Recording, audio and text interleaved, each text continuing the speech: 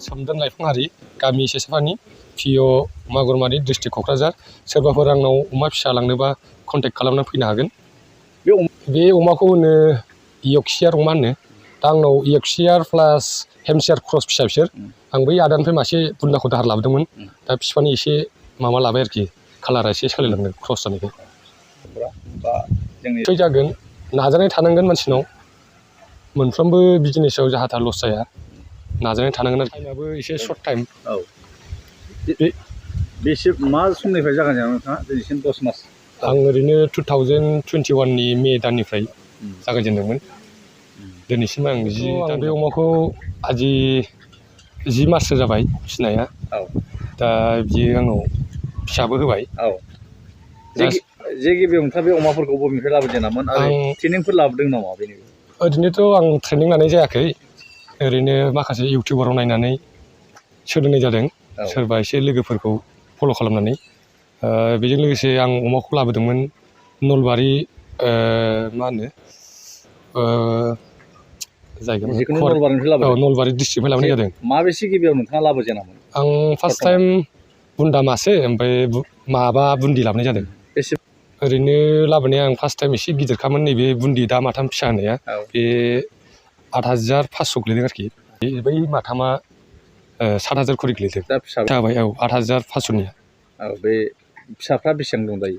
ओरैनो आंनाव दा टटेल 22टा फिसा दङ। 22टा फिसा दं। ओरैनो आं माखासे कमार्शियेल फिड लाबोदेरो, ओमफ्राय लोगोसे बे जोंनि माइरं सौनाय बे गुन्दैया बेखौ लगायना होफानाय जायो। ओरैनो दिनैसिम एसे न' आद्रा बानायनायजों लोगोसे अमा लाबोनायजों बिदिनो 2 लाखसोनि एसे बारबाय आरोखि। ओरैनोथ' आजि मोनफैनायानो जायाखै होननो हागौ आङो। जे समाव सरकारा अमा फिसिनाय ना फिसिनो थाखाय इनकारेज होबाय थायो, जे नोंथांमोन बादिनो दिनैसिम मोनाखै, जे मा बुंनो सानो सोरखारनि सायाव? बेखौनो आं सरकारखौ खावलायना थाबाय, जे सोरबाफोर सोलोंनो गोसो जानाय सुबुंखौ मोजाङै थुलुंगा होलाङो बा होनाय आदारखिनिफोरखौ सहैहोयो। आं बिनि सरकारनिसिम खावलायना थाबाय। ओरैनो अमा फिसाखौ साइज नायनानैसो दामखौ खालामनाय जागोन। मानसिफोरा लांफैनो हागोन। जायफ्रा नांगौ बे नोंथांखौ लांफैनो हागोन। औ जायफोरा लांनो गोसो दं बे लांफैनो हागोन कन्टेक्ट खालामनानै। आदसा औ निस्सय बिदिनो मावलांनो सानदों। सरकारफ्रा जुदि सुबिदा होयोबा औ निस्सय बिदिनो मावलांनो हालांगोनखौ आं मिजिंथियो। जे नोंथां ओरैनोथ' आंजों लोगोसे आइ थाफादेरो। एखमबा आइ सोलाबथाराबा हारसिङैनो मावनांगौ जायो साफा खालामनाय आदार होनाय। दिनाव खेबनैल' होनाय जायो। ओरैनो फुंनि 9 बाजियाव खेबसे, बेलासिनि 4 बाजियाव खेबसे। ओरैनो नोंथांनि फरायनाया बेसेबां नोंथां? ओरैनो आं मेट्रिकल' पास जानानै थानाय जादों। बेनि उनाव जेबो बेखार जानायखाय बेखौनो मावसै होननानै आखायाव लानाय जाबाय। खालामलांगोन।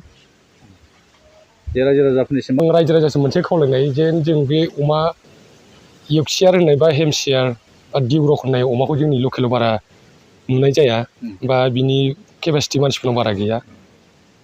दा बेखौनो रायजो राजाखौ खावलायनो बेनो जेन जोंनि लकेल अमाजों कम्पेयार खालामोबा नैबे दा यर्कशियार हेमसियारफोरजों देरनायाव आरोखि 50%आव बे 50% बांसिन देरगोन आरोखि। निस्सय बिजों